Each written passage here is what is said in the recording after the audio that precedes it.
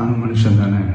அந்த நேரத்தில் அத்தனை பேர் பாதிக்கப்பட்டு இருக்கும்போது எப்படி அந்த ஊரை விட்டுட்டு என்னால் கிளம்பி வர முடியும்?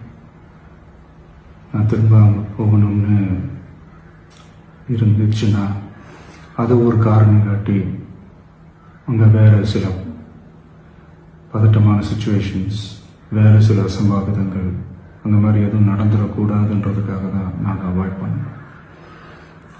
இந்த நேரத்தில் சொந்தங்களை இழந்து தவிக்கிற அத்தனை குடும்பங்களுக்கும் என்னுடைய ஆழ்ந்த இரங்கலை தெரிவிச்சுக்கிறேன். எனக்கு தெரியும், என்ன சொன்னாலும் இது ஈடையாகாதுன்னு எனக்கு தெரியும். ஹாஸ்பிட்டலில் ட்ரீட் பண்ணிகிட்ருக்கிற எல்லாருமே சீக்கிரமாக க்யூர் ஆகி வரணுன்றதை இந்த நேரத்தில் நான் வேண்டிக்கிறேன். கூடிய சீக்கிரமே உங்கள் எல்லாரையும் நான் சந்திக்கிறேன். இந்த நேரத்தில் எங்களுடைய வலிகளை, எங்களுடைய நிலைமையை புரிஞ்சுக்கிட்டு எங்களுக்காக பேசின அரசியல் கட்சிகளை சார்ந்த நண்பர்கள், தலைவர்கள் அனைவருக்கும் என்னுடைய நன்றியை தெரிவிச்சுக்கிறேன். கிட்டத்தட்ட ஒரு 5 மாவட்டத்துக்கு பிரச்சாரத்துக்கு போனோம். இந்த மாதிரி எதுவுமே நடக்கல. ஆனால் கரூரில் மட்டும் ஏன் எப்படி நடக்குது, எப்படி நடக்குது?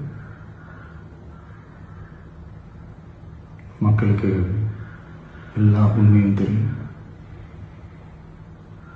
மக்கள் எல்லாத்தையும் பார்த்துக்கிட்டு இருக்கிறாங்க. கரூரை சேர்ந்த அந்த மக்கள் அந்த உண்மையெல்லாம் வெளியில் சொல்லும்போது எனக்கு கடவுளே நேரில் வந்து இறங்கி அந்த உண்மைகள்லாம் சொல்கிற மாதிரி எனக்கு தோணுச்சு. சீக்கிரமே எல்லா உண்மைகளும் வெளியில் வரும்.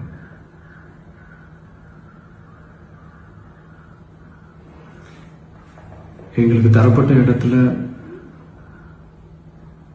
நாங்கள் போய் அந்த ஸ்பாட்டில் நின்று நாங்கள் பேசிட்டு வந்தோம். அதை தாண்டி எந்த தவறும் எங்கள் சைடில் நாங்கள் எதுவுமே செய்யலை.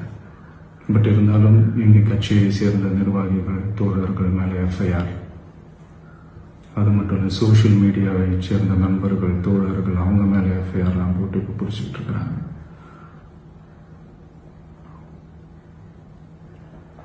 CM sir,